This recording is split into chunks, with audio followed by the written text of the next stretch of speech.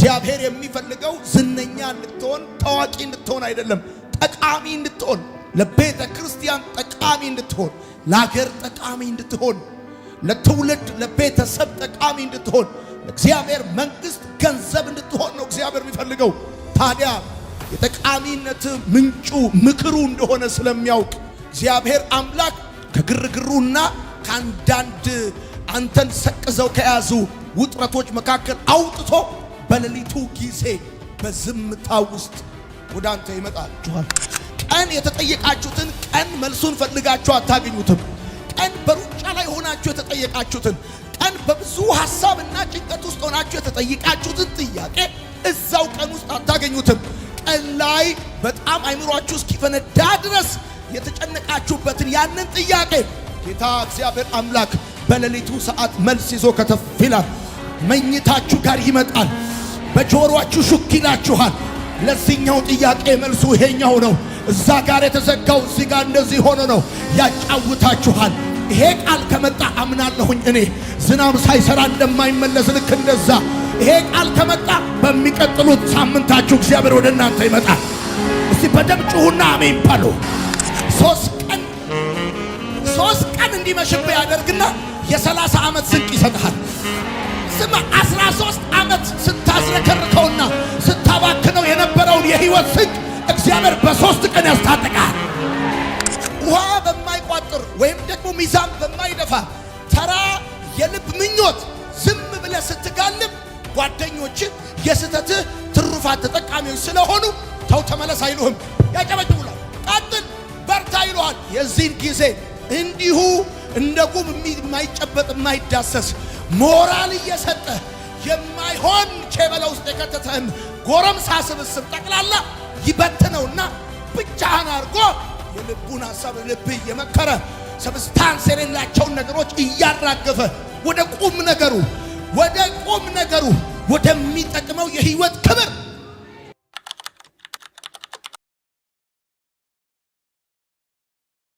እንደዚህ ነው የእግዚአብሔር መንፈስ እያላችሁ ያለው እንደዚህ ነው። አዎ ሌሊት የዝምታ ጊዜ ነው። አዎ ሌሊት እንቅስቃሴዎች ሁሉ የሚቆሙበት ጊዜ ነው። በዛን ጊዜ ግን በሚቀጥለው ቀን ድል የምታረጉበትን ኃይል ትቀበላላችሁ። በሚቀጥለው ቀን የምትናገሩትን መልእክት ትቀበላላችሁ። በሚቀጥለው ቀን የምትዘምሩትን መዝሙር ትቀበላላችሁ።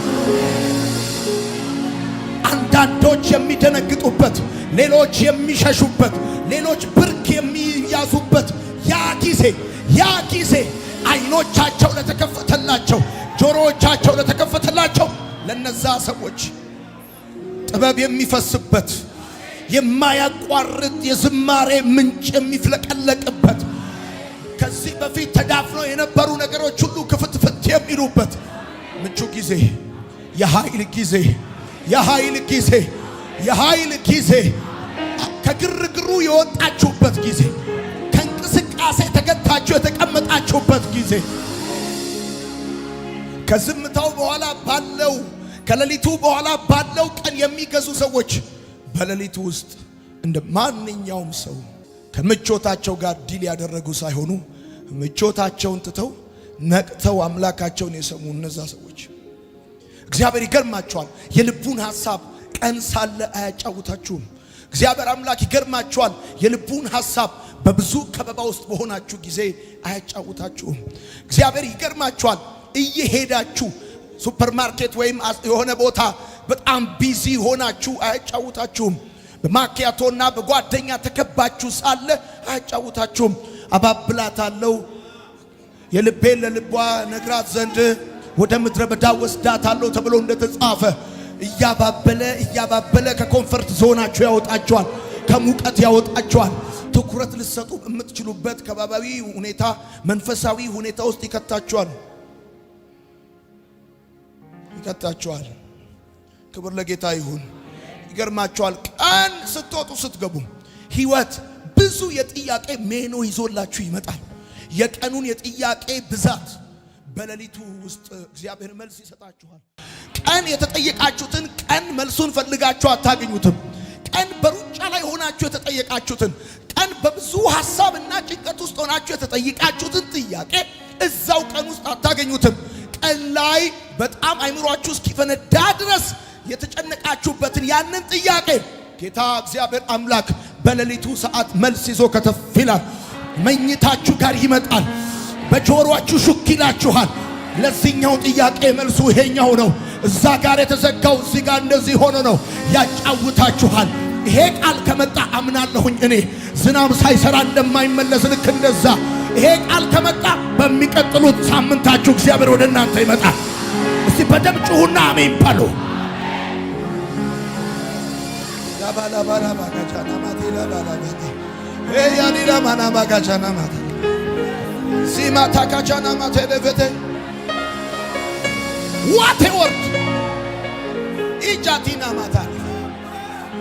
ጻፉልኝ። ያልተመከሩ ታዋቂ ሰዎች ቢኖሩም ያልተመከሩ ጠቃሚ ሰዎች ግን የሉ። እነዛ ጠቃሚ ሆነው ያያቸው ሰዎች ጠቃሚ ያደረጋቸው እግዚአብሔር አምላክ በሌሊት እየመጣ የመከራቸው ምክር ነው። ይቻላል ታዋቂ መሆን፣ ሰው ተሳድቦ ታዋቂ መሆን፣ ሰው አጓርዶ ታዋቂ መሆን፣ ተቃዋሚ ሆኖ ታዋቂ መሆን ይቻላል። ነገር ግን ነግርሃለሁ ሳትመከር የልቡን ሐሳብ ሳታገኝ ግን ጠቃሚ መሆን አይቻልም። እግዚአብሔር የሚፈልገው ዝነኛ እንድትሆን ታዋቂ እንድትሆን አይደለም፣ ጠቃሚ እንድትሆን፣ ለቤተ ክርስቲያን ጠቃሚ እንድትሆን፣ ለሀገር ጠቃሚ እንድትሆን፣ ለትውልድ ለቤተሰብ ጠቃሚ እንድትሆን፣ ለእግዚአብሔር መንግስት ገንዘብ እንድትሆን ነው እግዚአብሔር የሚፈልገው። ታዲያ የጠቃሚነት ምንጩ ምክሩ እንደሆነ ስለሚያውቅ እግዚአብሔር አምላክ ከግርግሩና ከአንዳንድ አንተን ሰቅዘው ከያዙ ውጥረቶች መካከል አውጥቶ በሌሊቱ ጊዜ በዝምታ ውስጥ ወደ አንተ ይመጣል። እግዚአብሔር ልጆቹን የሚመክር አምላክ ነው። ልጆቹን የሚያስተምር አምላክ ነው። ለማስተማርና ለመምከር ደግሞ ከዘላለም ጥበቡ ከዘላለም የህይወቱ ማንነት ከሱነቱ ለልጆቹ ሊያጫውታቸው ምቹ ጊዜ የሌሊቱ ጊዜ ነው። ለዚህ ነው የሌሊቱ ጊዜ ምክር ያልኳችሁ። የሌሊቱ ጊዜ ምክር ለምንድነው እግዚአብሔር አምላክ በሌሊት የሚመክረን? ለምንድነው እግዚአብሔር አምላክ ከመኝታችን ቀስቅሶ የሚመክረን? ከምቾታችን አውጥቶ የሚመክረን? ለምንድነው እግዚአብሔር አምላክ ከታጀብንበት ሁኔታ አውጥቶ ብቻችንን አስቀርቶ የሚመክረን? እግዚአብሔር አንደኛ እግዚአብሔር የሌሊቱን ጊዜ ለምክር የሚጠቀምበት ምክንያቱና ዋነኛው ነጥብ እቅድ ስናበዛ ነው። እቅድ ስናበዛ ይህንንም አይተን ያንንም አይተን ይህንንም ሰምተን ያንንም ሰምተን ያም ሲያምረን ይሄም ሲያምረን ሁሉን ካልነካን ብለን ስንል እቅድ ስናበዛበት እግዚአብሔር አምላክ ያበዛናቸውን እቅዶች ቀንሶ እሱ ላየልን ውስን ነገር ብቻ እንድንኖር ሲፈልግ ጆሮውን እንደሚሰጥ ወይም ደግሞ ጆሮአችንን ብቻ ሳይሆን ልባችንንም ስለሚፈልግ በጆሮአችን የገባ የቀረው ጆሮአችን ላይ አይደለም፣ ልባችንን ይዞታል። በአይናችን ያየነው አይናችን ላይ መች ቀረ? ገብቶ ልባችን ላይ ነው የከበደው።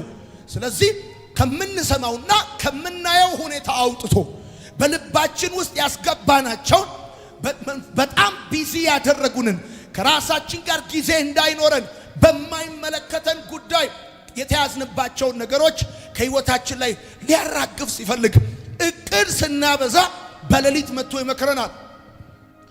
ፈረንጆች ሲናገሩ እንደዚህ ይላሉ፣ እቅድ 70% ከሆነ ውጤት 30% ነው። እቅድ 30% ከሆነ ውጤት 70% ነው። ሰው እቅድ ሲያበዛ ውጤቱ ይቀንሳል። ሰው እቅድ ሲቀንስ ውጤቱ ይጨምራል።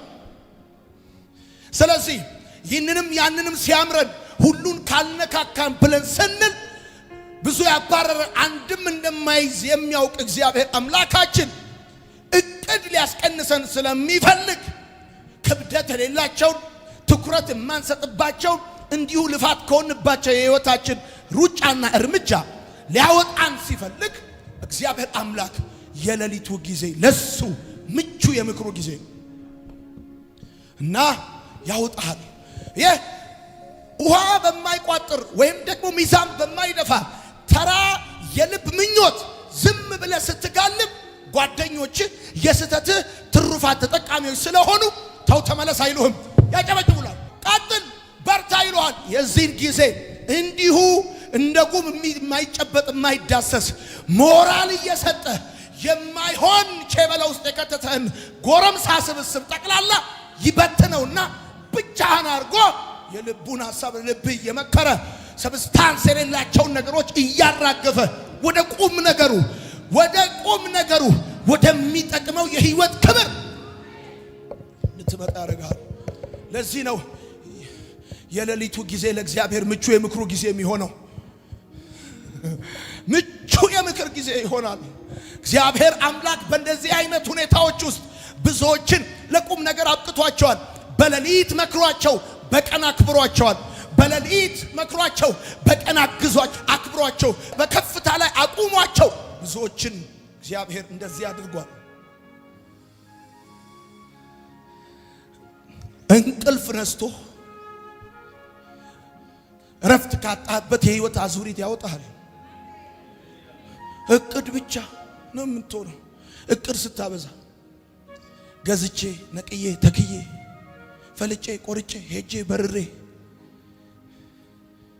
በቃ መሄድ ብቻ ሲታይ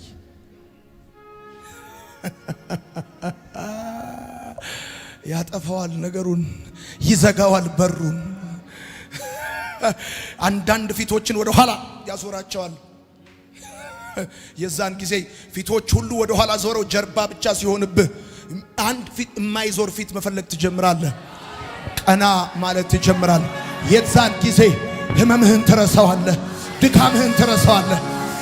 ለካ ሩቅ ነበርኩ፣ ለካ ከሐሳብ ርቄ ነበረ፣ አሁንም መለሳለሁ። አባቴ እንደዚህ ጸልያለሁ፣ እያገኘው ከራኩት ሁኔታ ውስጥ እያጣው ወደ አንተ ቀርባለሁ። እስቲ በደንብ አርጋችሁ አሜን በሉ። ሶስት ቀን እንዲመሽብህ ያደርግና የ30 ዓመት ስንቅ ይሰጥሃል። ስማ 13 ዓመት ስታዝረከርከውና ስታባክነው የነበረውን የህይወት ስንቅ እግዚአብሔር በ3 ቀን ያስታጥቃል።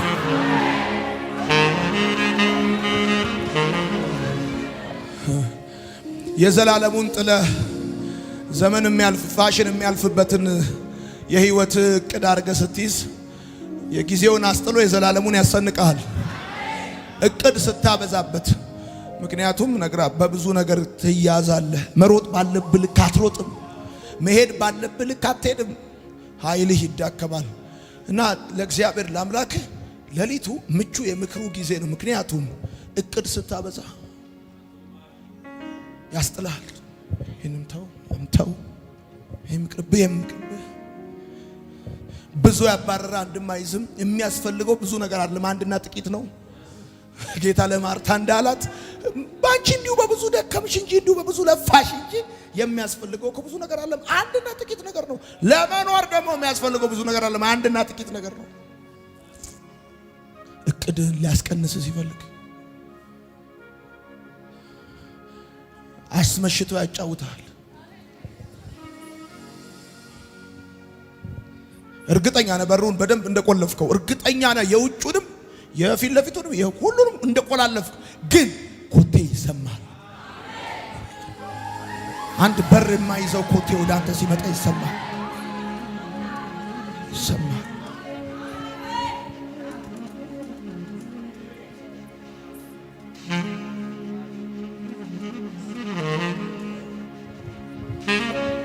አንዳንድ ከአጀንዳችን ውስጥ መውጣት ያለበት ፕሮግራም ዝም ብሎ ስኬጁላችንን ቢዚ ያደረገ ይሰረዛል። በነዛ ጊዜያቶች ይሰረዛል። የማይረቡ ቀጠሮች ጠቅላላ ይሰረዛሉ። ፍሬ የሌላቸው ቀጠሮች ጠቅላላ ይሰረዛሉ። የማያዋጡ ቀጠሮች ይሰረዛሉ። ክብር የሌለባቸው ቀጠሮች ይሰረዛሉ።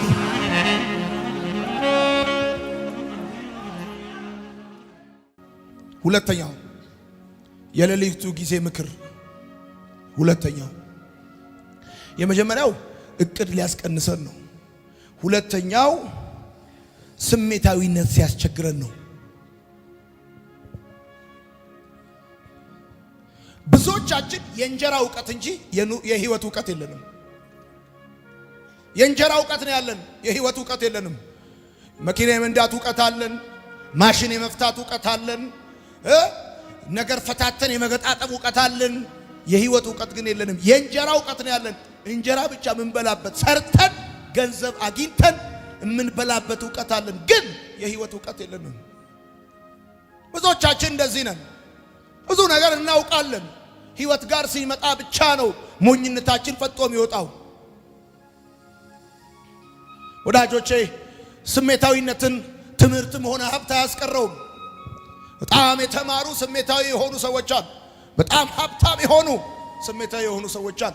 የቱንም ያለ ሀብታም ብትሆን፣ የቱንም ያለ ተማርክ ብትሆን፣ ብዙ መጽሐፍቶች ያነበብክ ብትሆን፣ 2-3 ዲግሪ ቢኖርህ ስሜታዊነትን ሊያስቀርልህ አይችልም።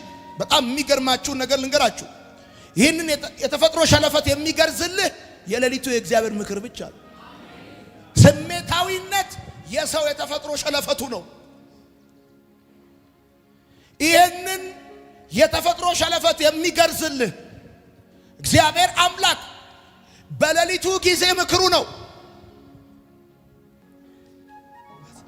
ስሜት ምንም አያደርግ ነገር አለ። ስሜት ብቻውን ነገሮችን ማሰላሰል አይወድም። ያለ ቡድን መኖር ሞት ነው የሚመስለው። ስሜት ብቻውን ነገር ማሰላሰል አይወድም። ያለ ቡድን መኖር ሞት ነው የሚመስለው። ሰው አብሮት ከሌለ እስቲ ይችን ነገር ላሰላስላት፣ እስቲ ይችን ነገር ብቻዬን ቁጭ ብዬ ላስባት፣ እስቲ የንጉሱን ፊት ልፈልግ፣ እስቲ ያጫውተኝ ላጫውተው በዜማዬ አይልም። ስሜት እንደዛ ነው። ብቻውን ሆኖ ነገሮችን ማሰላሰል አይፈልግም።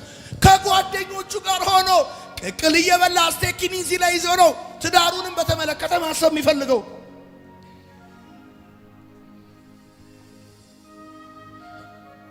ትላንትና ቢዚ ሆኖ ቅቅል እየበላ ስቴኪኒ ይዞ ስለ ህይወቱ ማሰብ ማሰላሰል ያቃተው ሰው እንኳን ስቴኪኒ የሚይዝበት ከፍልጥ እንጨት ላይ እንጨት የሚሰብርበት ጊዜ ያሳጣውና መድኃኔዓለም አርፎ ቤት ያስቀምጠውና ማሰብ ይጀምራል። ቤት ውስጥ ቢፈልግ ጥርሱን ለመጎርጎር ከዘነዘና በስተቀር ሌላ ነገር አያገኝም። ከአጥር ላይ እንደዚህ ነቅለ ጥርስህን እንዲህ ብታረግበት ብቻውን ሆኖ ማሰላሰል አይወድም። እንደውም ይገርማል፣ ያለ ቡድን መኖር ሞት ነው የሚመስለው። ቡድን ያስፈልገዋል። በጣም ብዙ ሴቶች አሉ ያለ ቡድን ከሆኑ፣ ያለ ግሩፕ ከሆኑ ህይወት ሞት የሚመስላቸው ወንዶችም አሉ። ልክ እንደዚሁ ስሜት እኮ እንደዛ ነው። ለዚህ ነው እግዚአብሔር አምላክ ከቡድንም ከስሜቱም ከእንደዚህ አይነት ነገር አውጥቶ የሌሊቱ ጊዜ ምክር እንዴት ድንቅ መሰለህ።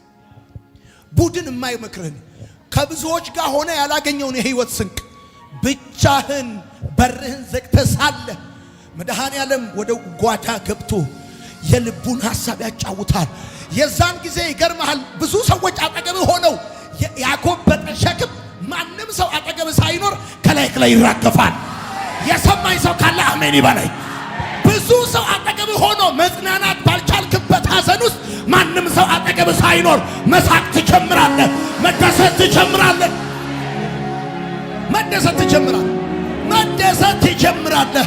እነዛ እረፍት የነሱ እነዛ ቢዚ ያደረጉ ያላጽናኑህን ያላሳቁህን ሳቅ አምላክ እግዚአብሔር በአንድ ቃል ያስቃል፣ በአንድ ቃል ያስደስተሃል።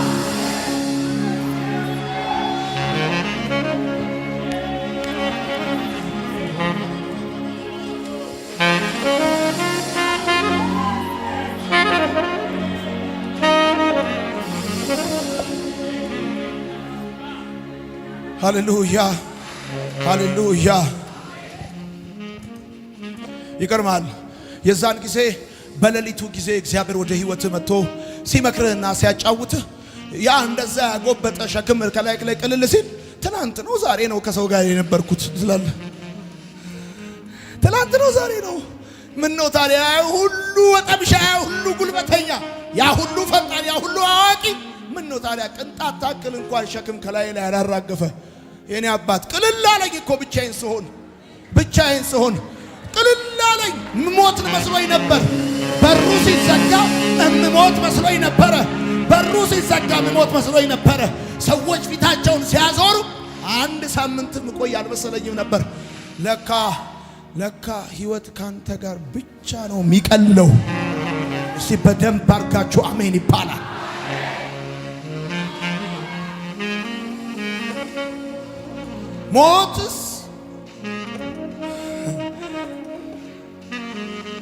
ሞትስ ያለ ቡድን መኖር ሳይሆን ያለ እግዚአብሔር መኖር እንደሆነ ለካ ሞት ከሰዎች ጋር ያለ መኖር ሳይሆን ካንተ ጋር ያለ መኖር ነው። ሞት ያላንተ ህልውና፣ ድምፅህን ያለ መስማት፣ መገኘትህን፣ ቃልህን ያልሰማሁበት ጊዜ ነው ሞት ያኔ ነው።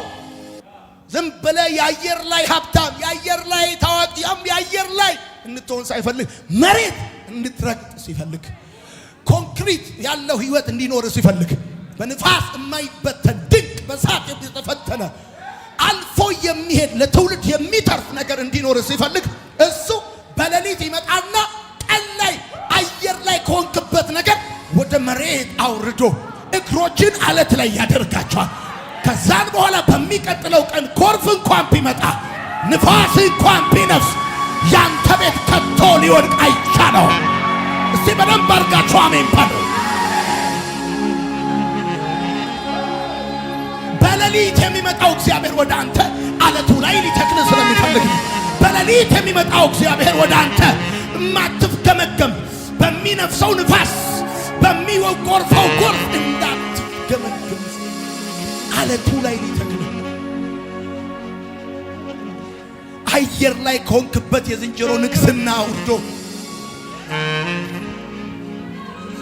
በቡድን ካልኖርክ እምትሞት የሚመስልህ እነንትና ቢቀሩ እስትንፋስ ቀጥ የሚል የሚመስልሽ እነንትና ጓደኞችሽ ባይሆኑ ፀሐይ ሰማይ የሚከደንብሽ የመሰለሽ ጠቅላላ እነንትናን እግዚአብሔር አምላክ እዚህ ገባ በማይባል ተራ ምክንያት ካጠገብ ዞር ያደረጋቸውና መኖርስ ከተኖረ ከእግዚአብሔር ጋር እንደሆነ ህይወትስ የሚያዋጣው ከአባትሽ ጋር እንደሆነ በአንቺ ህይወት የማንም እጅ ላይ ይኖርበት እጅ የማይል ህይወት መኖር እንድትጀምሪ እግዚአብሔር አምላክ ወደ ቤትሽ ይመጣል። እግዚአብሔር አምላክ ወደ ቤትህ ይመጣል።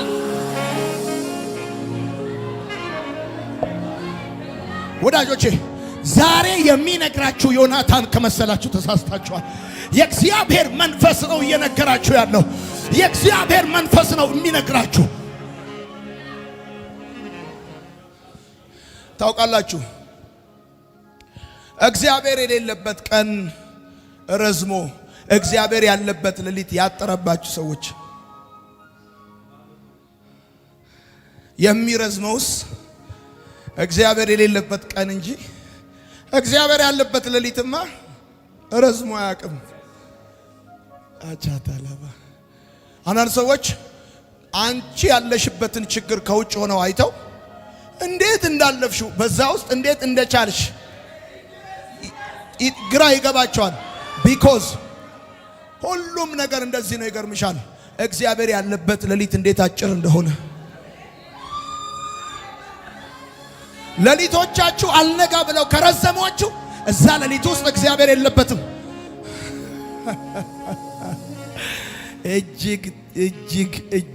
እጅግ በመከራና በጭንቅ በችግርና በስቃይ ውስጥ ሆነሽ የናፕ ያህል ሌሊቱ እንደዛ ሆነ። የናፕ ያህል አይንሽ ግድና የ30 ደቂቃ የቀትር እንቅልፍ እስኪመስል ድረስ ጭንቅ ቀኖቻችን እግዚአብሔር ከኛ ጋር ከመሆኑ የተነሳ የቀትር እንቅልፍ ይመስል እኮ ነው ያለፍናቸው። ወይኔ እየሰማኝ የቀትር እንቅልፍ በሚመስል ሁኔታ ነው ያለፍናቸው። አቤት የኔ ጌታ የኔ አባት። እኔ ምን እንደምሰማ ልንገራችሁ። ምን እንደምሰማ ኮቴ ይሰማኛል። አገኘው ይደግ እንደዘመረው ማለት ነው። ሊጎበኘኝ ነው መሰለኝ። ዝም በሉ የኮቴ ድምጽ ይሰማል። የኮቴ ድምጽ ይሰማኛል። ኢየሱስ ነው መሰለኝ። ሊጎበኘኝ ነው መሰለኝ። ሊዳስሰኝ ነው መሰለኝ። ሊነካኝ ነው መሰለኝ። ሊያበረታኝ ነው መሰለኝ። ሊያበረታኝ ነው መሰለኝ። አካባቢውን ጸጥ አደረገው። ግርግሩን በተነው። ወሬውን ዝም አደረገው። ድምጾች ሁሉ ጸጥ አሉ። እግዚአብሔር ወደ አንተ እየመጣ ነው። እግዚአብሔር ወደ ቤትህ እየመጣ ነው። እግዚአብሔር ወደ ህይወትህ እየመጣ ነው።